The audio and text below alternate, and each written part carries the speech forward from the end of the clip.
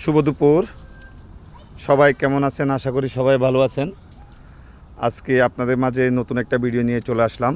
এর আগে পেঁপে গাছে যাব, পেঁপে গাছে পেঁপে পাকছে কিনা দেখব। এরপরে পুকুর পাড়ে ঝুলন্ত লাউ গাছের বীজতলা দেখাবো। ভাই দেখ, এই হচ্ছে পেঁপে গাছ, দুইটা পাকছে মনে হইতেছে, দেখা যাক। কালার আসছে তো সির। একটা পেঁপে মোটামুটি 2-1 দিন ঘরে রেখে দিলে খাওয়া যাবে। সাইজ কমের ভিতরে 2 কেজি হবে। এটা পাকছে না, এটা তো হলুদ হয়ে গেছে। হ্যাঁ, নিয়ে নে, না নিবি, নিয়ে নিব। এই দুইটা পেঁপে খুব সুন্দর। এটা 2.5 কিলো প্লাস হবে।